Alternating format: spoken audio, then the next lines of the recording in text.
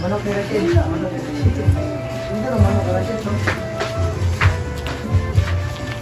Yung phone ko.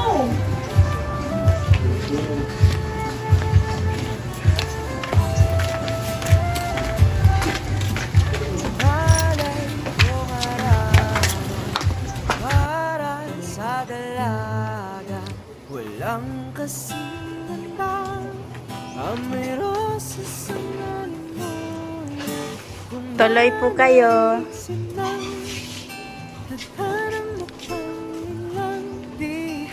Amang mani ilang Isabel eh. Ang reformang ginagawa ng ministro ay hindi tama. May katotohanan ba ang paniniwalang ang mga Pilipino ay mangmang na nagiging sanhi ng mabagal na pag-unlad ng bayan? Tanungin ninyo si Ginoong Garuha kung mahigit pa sa kamangmangan ng mga Indio.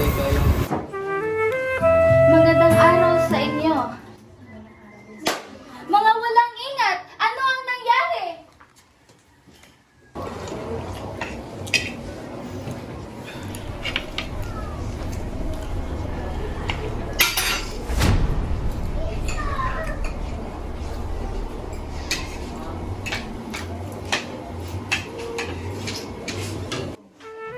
Go!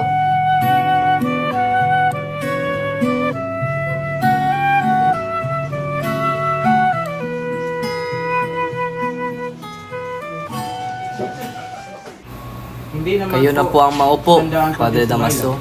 Higit kayong karapat-dapat sapagkat kayo ay ang kumpesor ng pumanang naglinang na may bahay at malapit na kaibigan.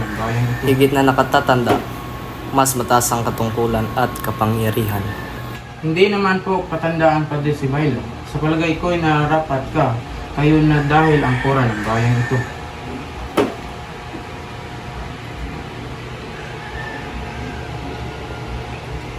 Hindi ko nautos.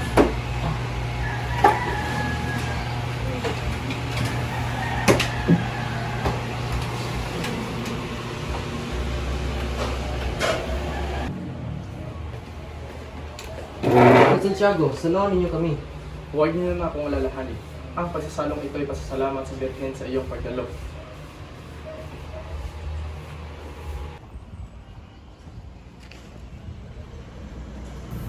Tila isang panaginip ang panaraan ko sa Europa. Sana hindi mo sapitin ang nangyari sa iyong ama. Lalo na ang pagkamatay ng iyong ama sa ngayon.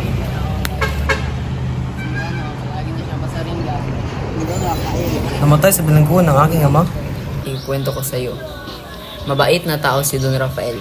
Subalit, marami rin ang nagagalit sa kanya. Ilang buwan pa lamang kayong nakaalis nang magkasira ang iyong ama. Mula noon ay madalas pa sa ringgan ni Padre Damaso ang iyong ama. Ligaya ni Don Rafael.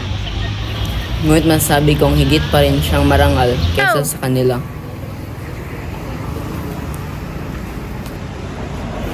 Hanggang dito na lamang ako. Salamat sa pagbabahagi mo sa mga nangyari sa aking ama.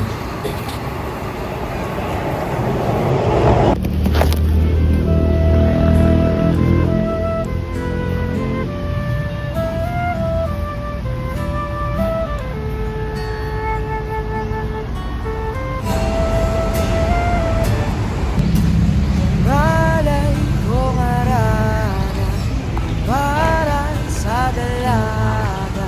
Walang kasilalang amoy rosas sa nanonood. Ang malay sa at parang napalang di hahayaan. Wala pa Walk slowly. hiram ng maasa. Blazers. Mata mong makabasa. Handang gawin lahat. Maging pamilya'y Sit. Tapos dire ka mag-atubang. Tapos take off your hat. Tarungay mong buhok. Tanaw sa 3, 2, 1, cut.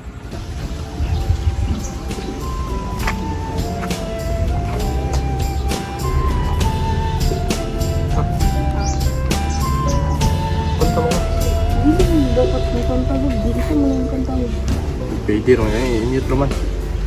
Hindi lagi ko. Ano man? Kapitan, kinalulungkot ko ngunit tuluyan ang binawian ng buhay si Doña Pia Alba.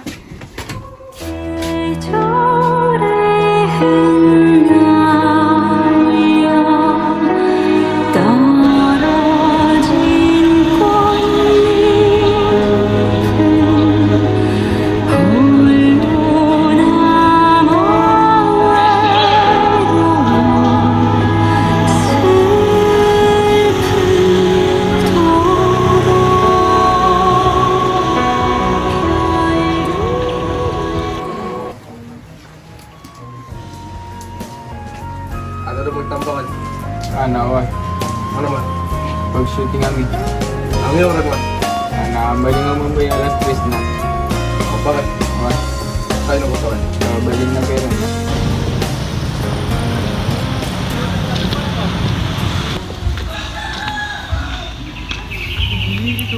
Patuwarin ako ng Diyos na higit na nakakaunawa ng aking kalooban bilang babae.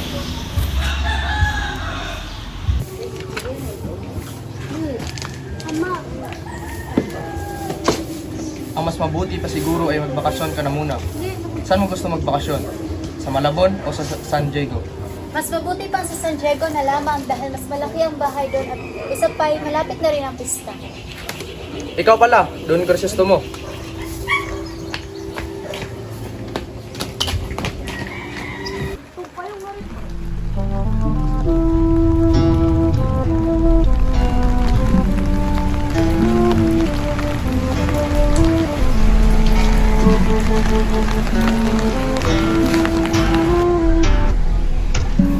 Lagi mo ba akong naalala o sadyang maging kakalimutin ka na dahil sa magagandang dilag na nakilala mo sa iyong pagtakpan? Paano kita malilimutan? Gayong ang tinig mo'y naririnig ko maging sa gubat ng Alemanya. Ilang parusa nang natanggap ko mula sa aking professor na nagsabing kalimutan na kita. Ngunit hindi ko pa rin magawa.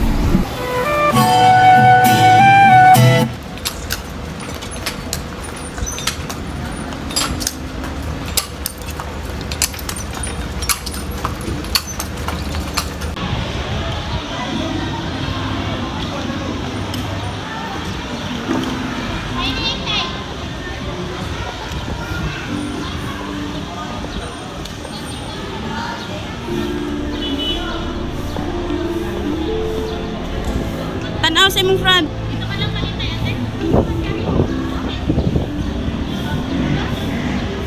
Stop. Puyo.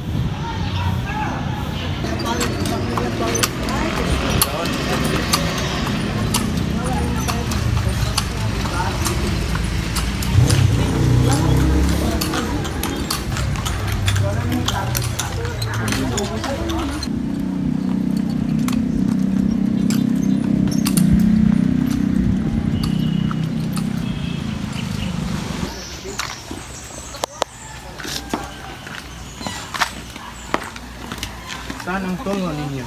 Kukunin po namin sa kumbento ang aking mga gamit.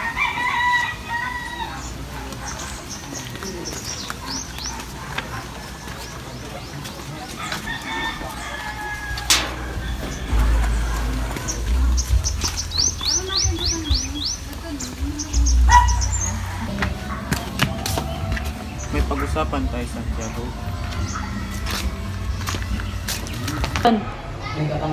May kapangyarihan tayo dahil pininiwalaan tayo. Ngunit paano kung ang kaaway natin ang pakinggan nila? Hindi mangyayari ang gayon. Hindi mangyayari ang gayon. Kailangang may kumalaban sa atin para mangula tayo. Natuto na ang kumalaban. Sabihin nyo nga sa akin, tutol ba kayo sa pagbabayad ng buwis?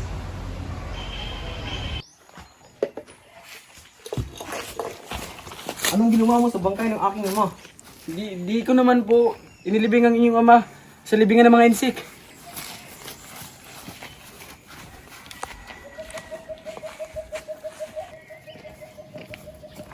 Anong ginawa mo sa bangkay ng aking ama? Baka nagkakamali kayo. Wala akong ginawang masama sa inyong ama. Magsabi ka ng totoo. Baka ang pinalitan kong Cora na si Padre Damaso ang tinutukoy niyong may ginawang masama sa inyong ama.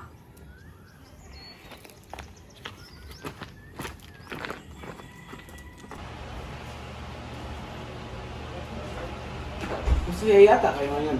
Dahil may nakita kong pag-asa. Ano pong pag-asa iyon? Maaari ko bang malaman? Isang malaking unos. Nais niyo marahil na maligo. Hindi masamang makapisod ng basura. Ngunit naghihintay ako ng lalong mabuting bagay. Iyang mga kidlat ay papatay ng mga tao at susunog ng mga bahay. Tila na nais ninyo magunaw ang mundo o magkaroon ng dilubyo, Filosofong Tasyo.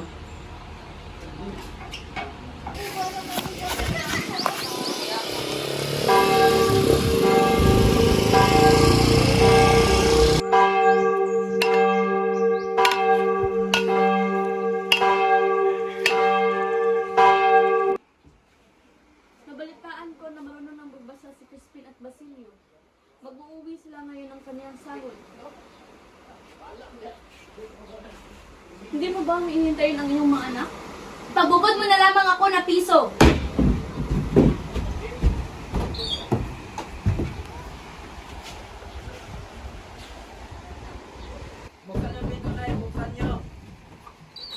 Ano nangyari sa'yo, anak?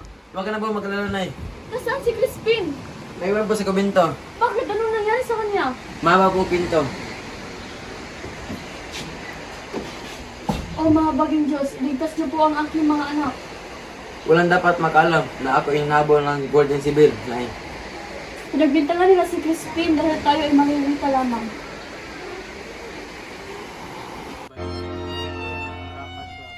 Ay sige pang libat tapos igtanaw sa taas. Go kwan. Masaya kayo.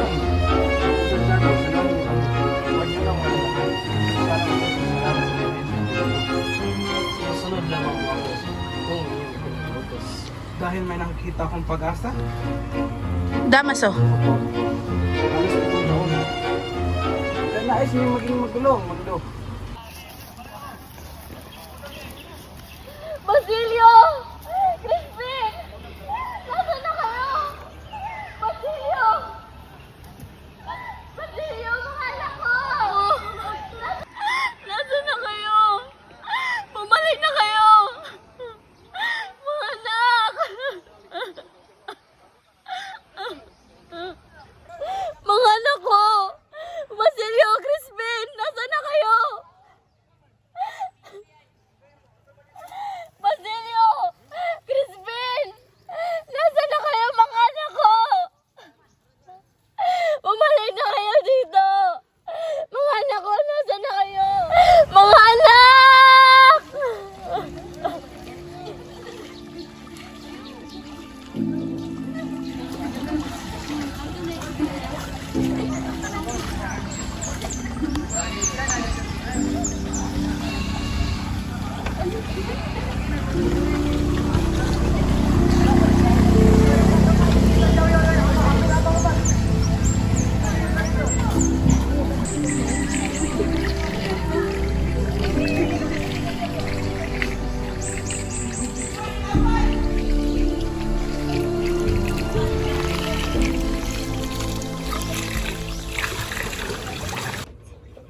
Nariyan pala kayo, Ginoo.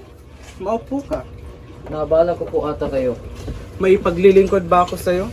May nais naman po akong isang guni sa inyo. Ano ho yun?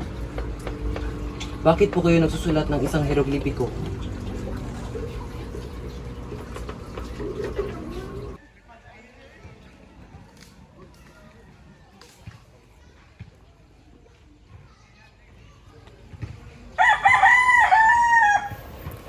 Hindi ba't may ginagawa ka para matulungan ang babaeng iyan? Sa ngayon ay wala pa akong nagagawa.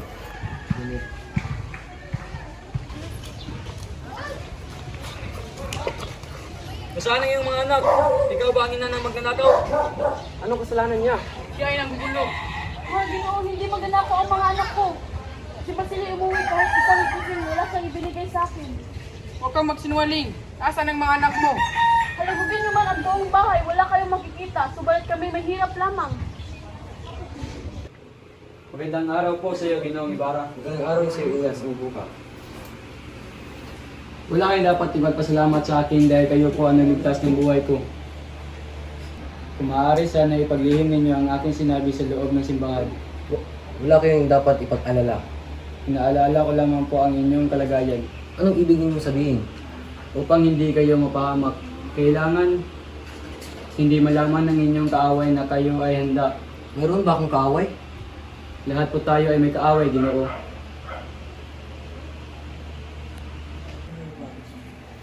Mag-iingat kayo.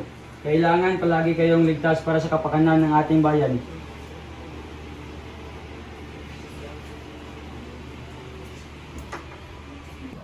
Pagbabayad ang lahat. Ngayon pa lamang ay pinarurusahan ng ama ng isang ulubog. Ako naman napakinggan niyo sa aking mga sasabihin. Pinakaiwas-iwasan mong taong ito, subalit dinala sa akin ng Diyos para akong humatol. Mabuting tao ang aking ama. Siya naglikod ng tapat sa bayan. Isa sa wawag!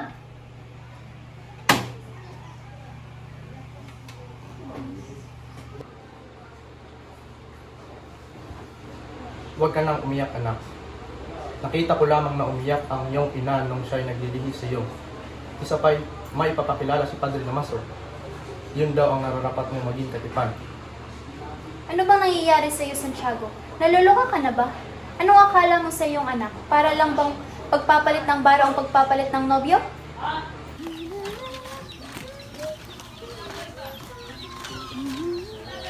Vamos! Magkantar ikaw!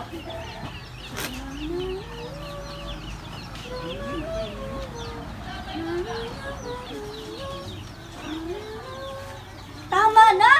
Tumigil ka na sa pagkanta! Baila, baila!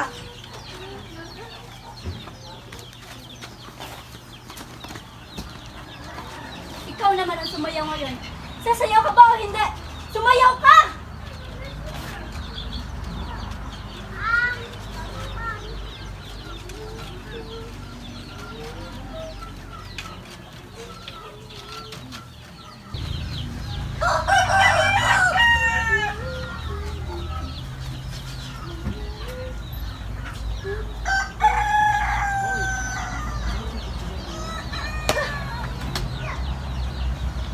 Lupa!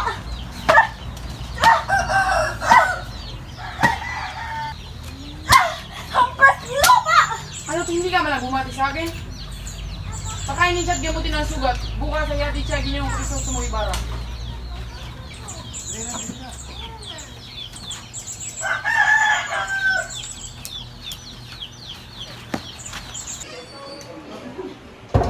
Ginoo, mayroon po kayong panauhing magbubukid. Papasukin mo.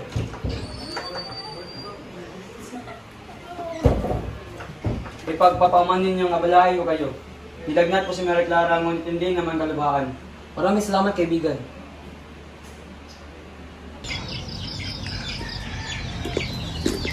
Ninong Ibarra, ako po si Lucas, ang kapatid ng lalaki na matay kahapon. Nakikiramay po ako. Gusto ko po sana malaman magkano inyong ibabayad sa akin para sa pagkamatay ng aking kapatid. Ibabayad?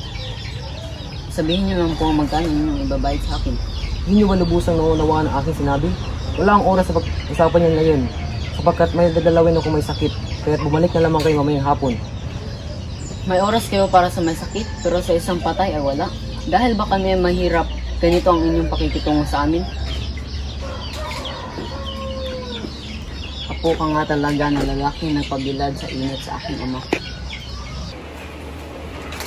Ipinapakilala ko nga pala ang aking pinsan si Don Alfonso D. Linares. Siya'y kamag-anak rin ni Padre Damaso.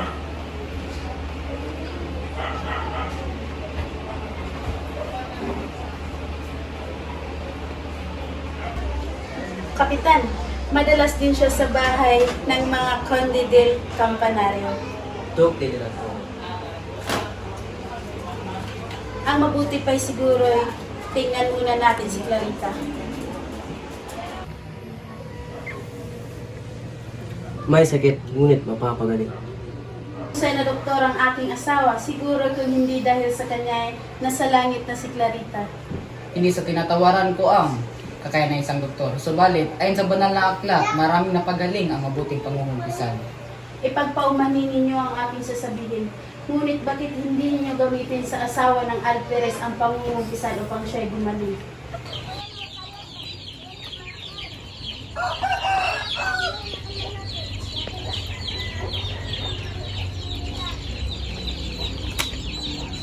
Naiinggit kaya to sa akin. Oo, naiinggit ako sa maitim mo. Huwag mo na siyang pansinin. Umuwi muna tayo.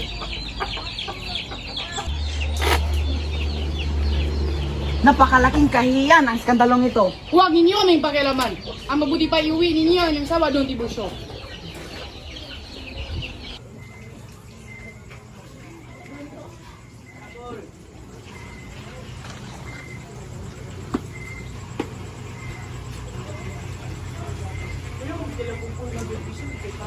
Kadarating ko lamang at labis ako nag-aalala sa iyong kalagayan. Magaling ka na pala. Pagpatawad mong dumating ako ng walang pasabi. Maaari ba akong pumunta bukas? Ang aming tahanan ay laging bukas para sa iyo.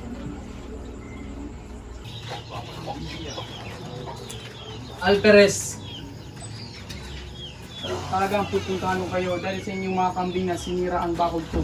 Sa susunod na magbalik pa sila ay pagbabarinin ko na ang mga iyan. Mangyayari iyan kung buhay pa kayo bukas. Crisostomo? Ako nga. Isang taong itunuturing kaaway ng lahat. Si Elias ang nagtakas sa akin. Sa piling ng mga kaibigan kong kapwa, ibinalanggurin. Nagpunta ako dito para tuparin ang pangako ko sa bangkay ng aking ina. Bagamat ikaw ay hindi tumupad sa ating sumpaan, palalayain na kita. Umupo ka muna.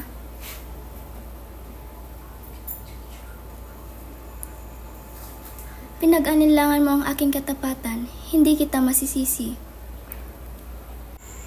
Patawarin sana ako ng alaala ng aking ina sasabihin ko sa iyo. Natuklasan ko ang tunay kong pagkatao. Hindi ako maaaring magpakasal sa iyo sapagkat ibubunyag ang lihim na iyan. Kailangan ko makipag-isang dibdib upang hindi maibunyag ang aking lihim. Ngayon ay magagawa mo pa kaya akong libakin? Maria, isa kang anghel.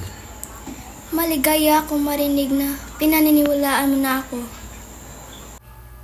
Hindi magtatagal at malalaman nila na tumakas lamang ako.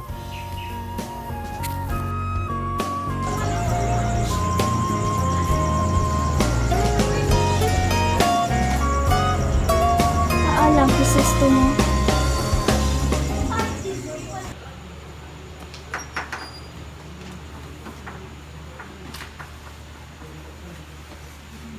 Sino ako? Sino ba ako? May sakit ka na naman ba, anak? Bakit namumutla ka? Sabihin mo sa akin kung ano nangyayari sa iyo. Kayo na wala na si Crisostomo. Ibig ko mabungha.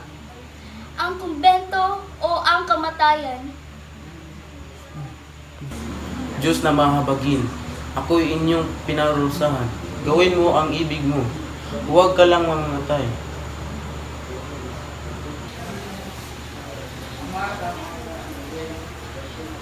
Diyos ko, ako po ang inyong parusahan, huwag ang aking anak. Kilala mo ba ang aking inay? Paumanin ino, ngunit hindi ko siya kilala.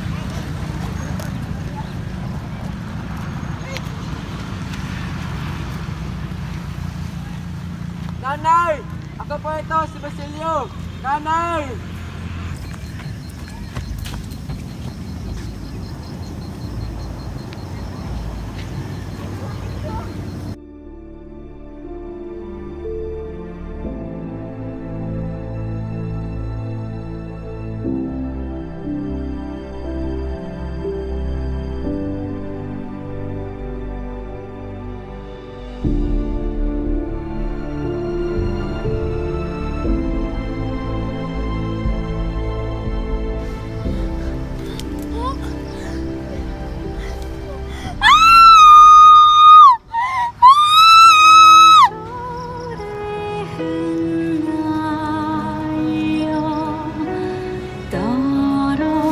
Nay! Nay! Nanay!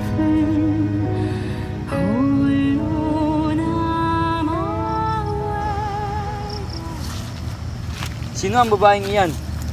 Siya po ang aking ina. Pakinggan mo ang aking sasabihin. Hindi magtatagal at mamamatay rin ako.